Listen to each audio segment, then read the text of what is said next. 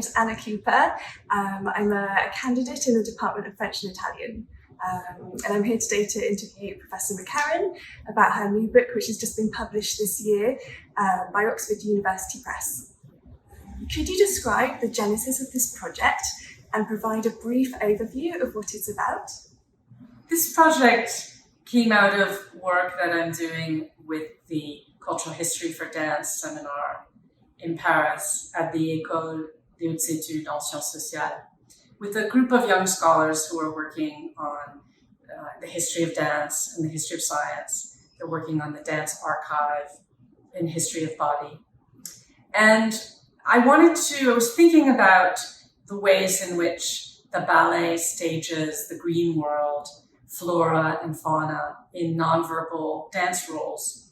And these roles are ways to think about also historic conceptions of sex and race. So we might think of them today as colonial, but we can take a sort of post-colonial approach to the way that gender and race were being thought about, were being made, and were being nuanced in these dance roles on stage. That's why I wrote the book.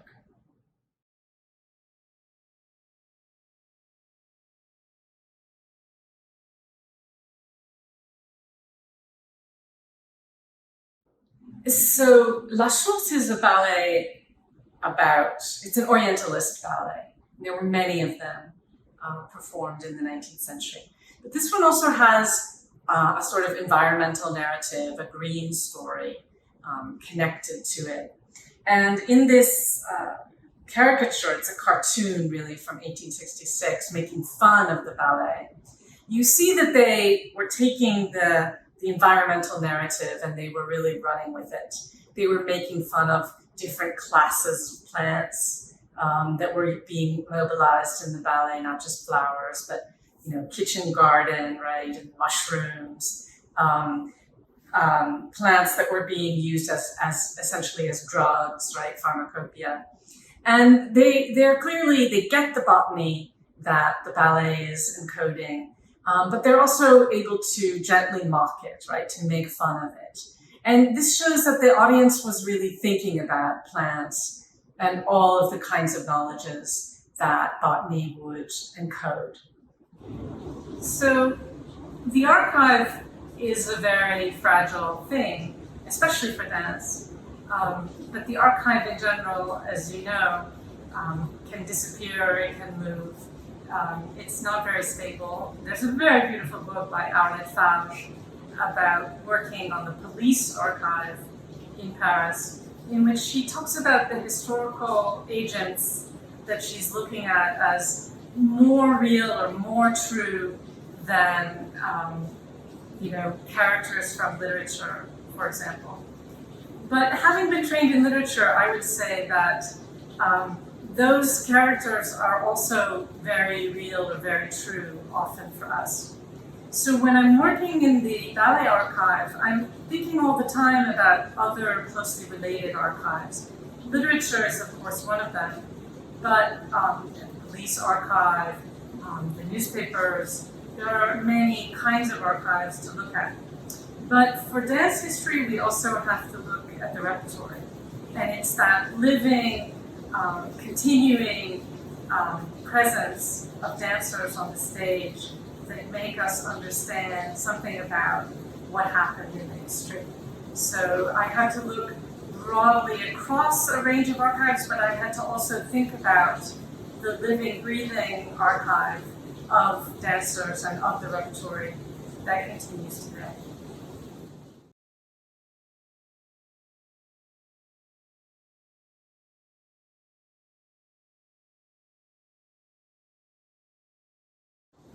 So flowers and flora and fauna in general, the green world, are very important in this ballet, and as they were in many ballets from the mid-19th century, from the repertory. But this particular flower, I argue, isn't just ornamental or isn't just decorative, but really encodes a kind of current scientific knowledge. First of all, historical knowledge from botany, but also current thinking about the whole ecology, right, which was a new term in 1866. What links, what connects people to plants and animals.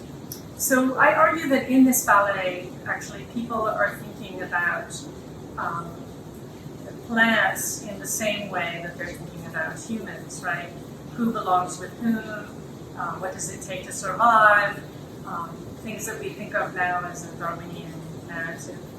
But these were playing out in botany throughout the 19th century, and they were featured, I think, in this ballet and on this stage. I would also like to say that the flower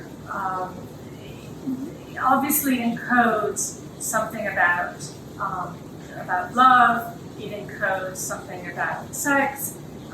Certainly, plant sexuality was a really important site of study. So it isn't just secrets and euphemisms that are circulating, but it's really also thinking about the way that plant life can reflect on human life and the way that human life can project itself onto plant life.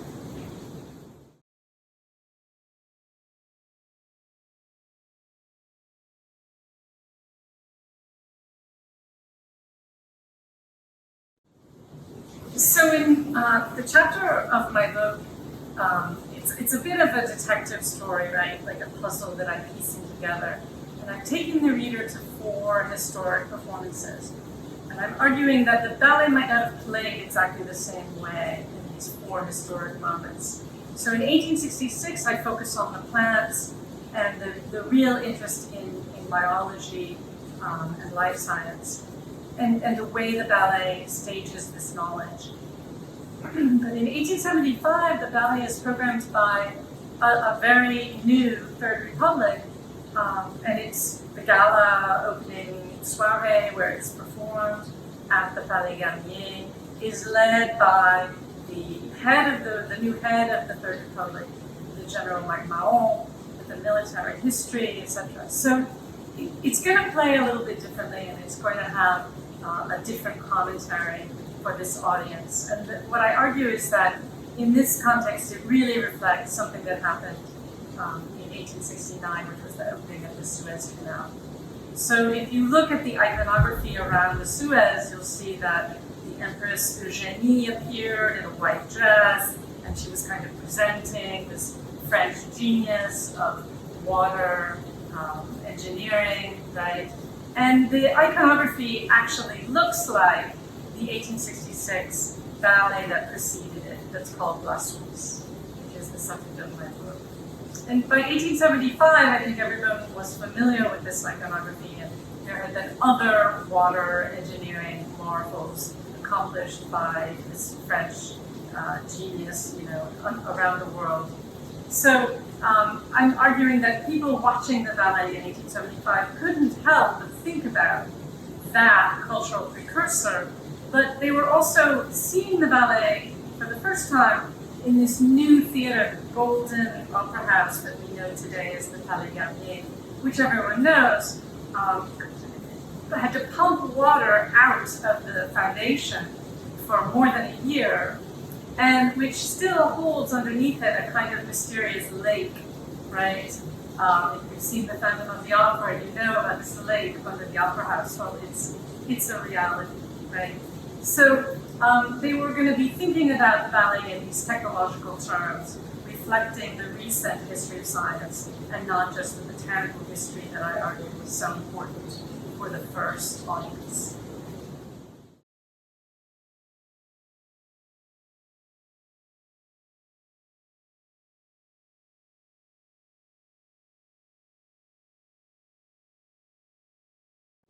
So when the opera takes up this ballet from the archive and redoes it in 2011, there's a lot at stake, right? It wants to show that there's been an important French history of ballet, that French ballet has been superior, it's had its own style, and they really focus on this idea of dream and re-enchantment in order to sell it, right?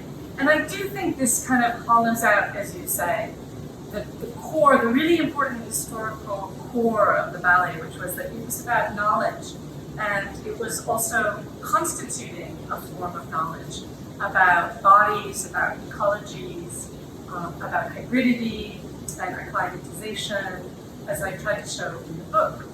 So what is it then about? What does it become about? Well, it is commenting on its own time, but maybe not in the way that the original ballet did.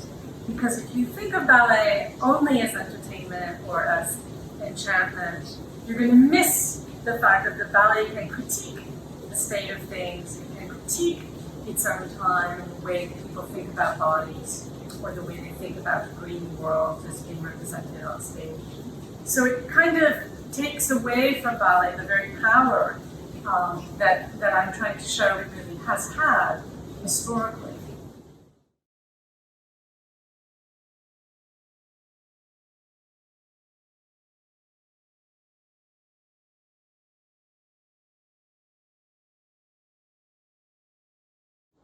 So in 2011, one of the things that the ballet didn't comment on was the Arab Spring, which was very much drawing everyone's attention, right?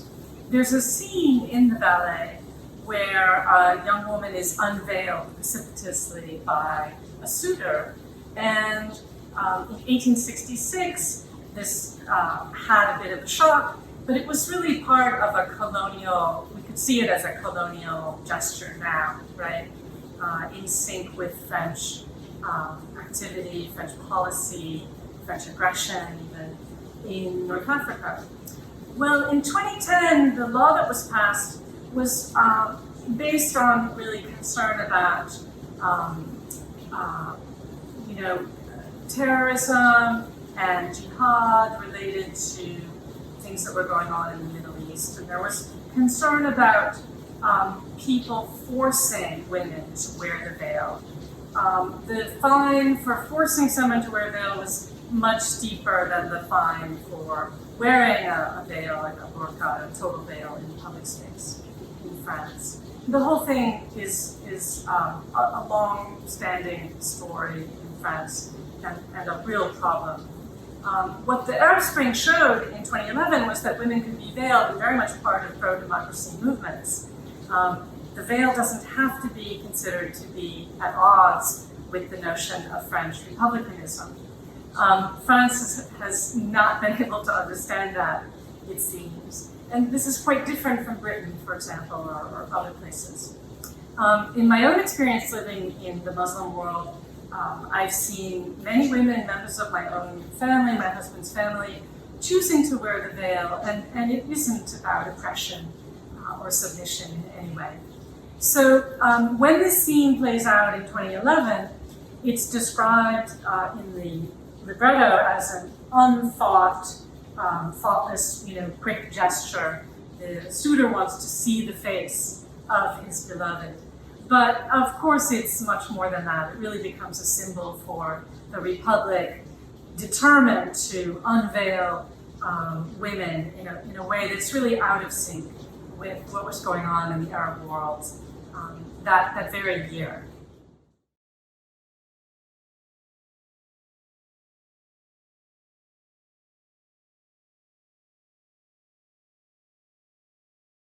It's a great question, thank you. So the opera is trying to change. It is trying to bring more minority dancers into its company, from its school, and it is trying to think about sustainable productions and sustainable work, by its dancers. So I hope that the general force of things is going to change. This institution which has been very hierarchical and in many ways old-fashioned, right? I think what we saw in 2014 in La Source was just a hint of what it might have been or what it might be to take a ballet, a historic ballet, that is thinking about both the environment and political questions that Isabel Stengers has called cosmopolitical, right? So thinking about this broader ecology of practices, and really allow dance performers and dance choreography to say something important about the way that they're connected, right? Now, this last production of La Source closed on December 31st, 2014, and just less than a week later, we had the attacks at Charlie Hebdo. Later in 2015, we had other attacks, and we also had the COP21, right, the climate conference in Paris, where the Paris Accords were signed at the end of 2015.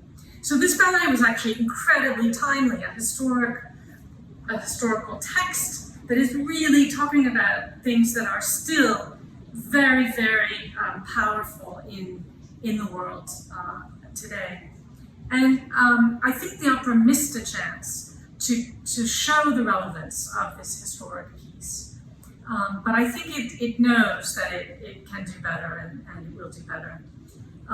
The really important detail for me here is that when François Hollande, the president of the French Republic, called for the state of emergency to be put in place following the November attacks, he did later acknowledge that the reason for this was to secure the Planet Climate Conference. It wasn't so much about the violence, right?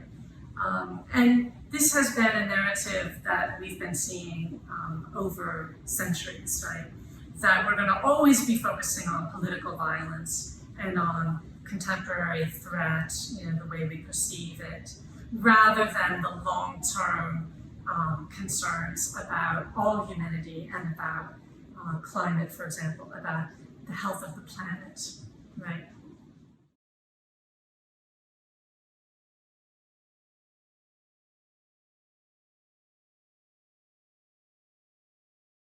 Well, it's very hard to summarize into one thought or one sentence. But I think if readers could catch something of the excitement of the performance, right? That's what's really important. We pull something from the archive or we look at something that's in the repertory today, but we also want to think about the spectators, right? And the context of the production of these performances. Right now in this moment of pandemic, this is the thing that we've lost, that we're very aware of having lost. The coming together of people in public spaces, the sharing of cultural production, the incredible thought-provoking, powerful ways that performance can move us, make us think, connect us to the past, promise something for the future. That's what I hope readers would take from this book.